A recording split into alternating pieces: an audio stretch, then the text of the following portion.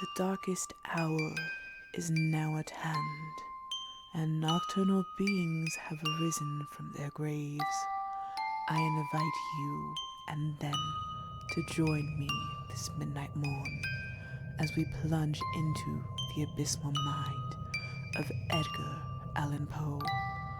My name is Raine, and this is a reading in the dark.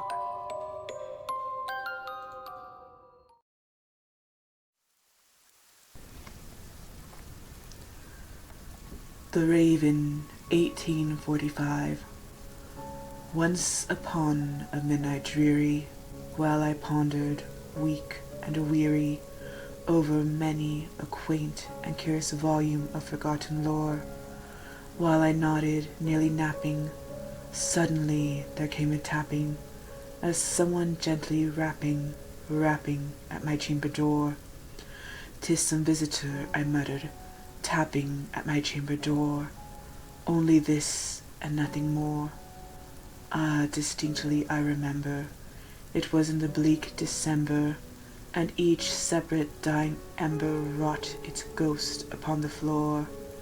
Eagerly I wished the morrow, vainly I had sought to borrow from my books surcease of sorrow, sorrow for the lost Lenore, for the rare and radiant maiden whom the angels name Lenore, nameless here forevermore. And the silken, sad, uncertain rustling of each purple curtain thrilled me, filled me with fantastic terrors never felt before, so that now, to steal the beating of my heart, I stood repeating, "'Tis some visitor entreating entrance at my chamber door, some night visitor entreating entrance at my chamber door. This it is, and nothing more." Presently my soul grew stronger, hesitating, then no longer. "Sir," said I, "or madam, truly your forgiveness I implore, but the fact is, I was napping, and so gently you came rapping, and so faintly you came tapping at my chamber door, that I scarce was sure I heard you. Here I opened the door.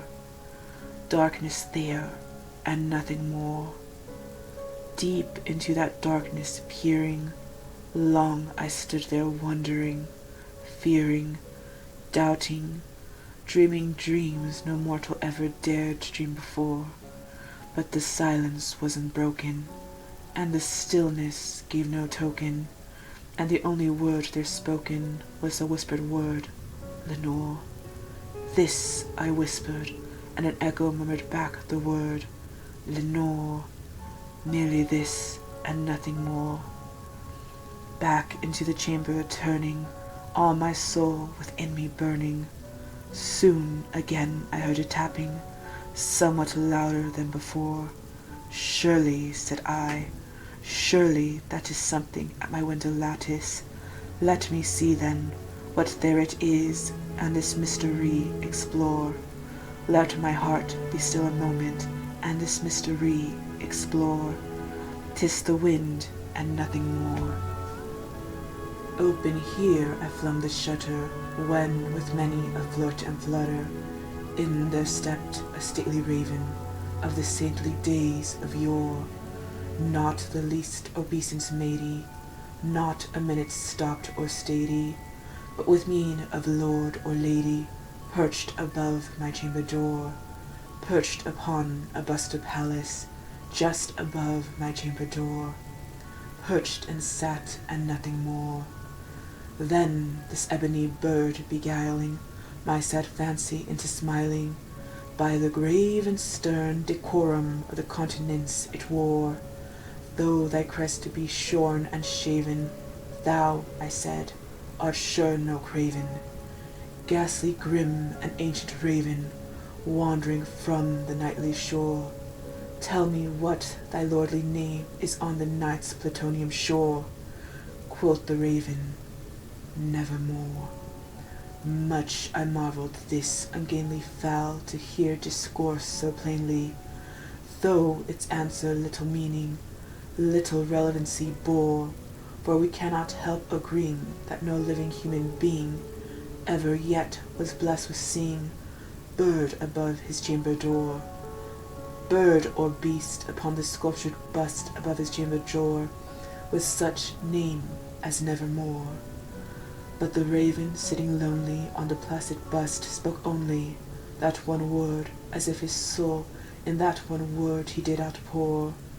Nothing farther than he uttered, not a feather than he fluttered, till I scarcely more than muttered, "Other friends have flown before?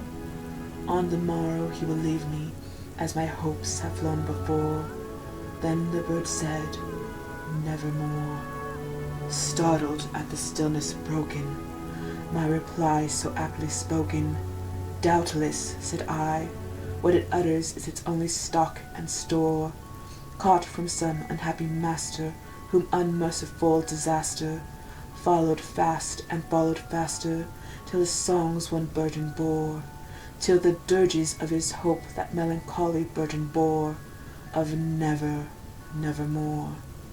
But the raven, still beguiling my sad fancy into smiling, straight I wheeled a cushioned seat in front of bird and bust and door. Then upon the velvet sinking, I betook myself to linking fancy unto fancy, thinking what this ominous bird of yore, what this grim, ungainly, ghastly, gaunt, and ominous bird of yore meant in croaking "Nevermore." This I sat engaged in guessing, but no syllable expressing to the fowl whose fiery eyes now burned into my bosom's core. This and more I sat divining, with my head at ease reclining on the cushion's velvet lining, that lamplight gloated o'er, but whose velvet violet lining with the lamplight gloating o'er she shall press on nevermore.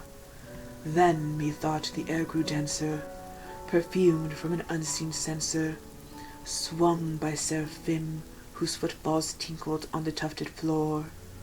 "Wretch," I cried, "thy God hath let thee, by these angels he hath sent thee, respite, respite, and nepenthe from thy memories of Lenore.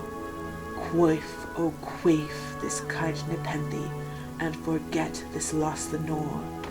Quoth the raven, "Nevermore."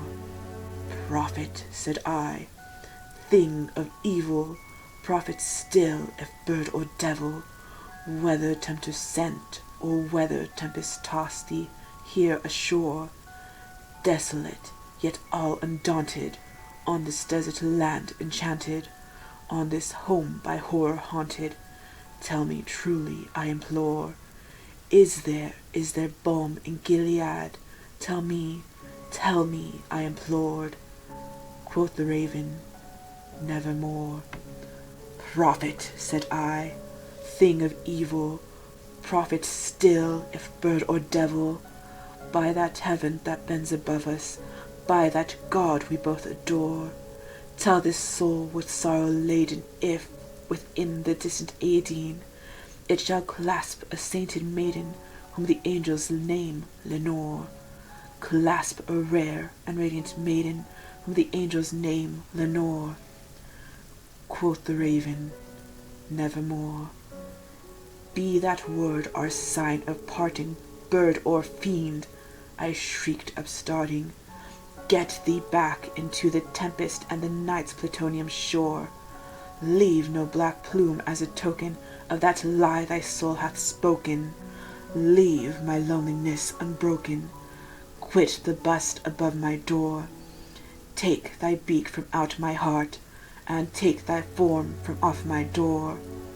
Quoth the raven, "Nevermore." And the raven, never fleeting, still is sitting on the pallid bust of Pallas, just above my chamber door, and his eyes have all the seeming of a demon's that is dreaming, and the lamplight o'er him streaming throws his shadow on the floor, and my soul from out that shadow that lies floating on the floor shall be lifted nevermore.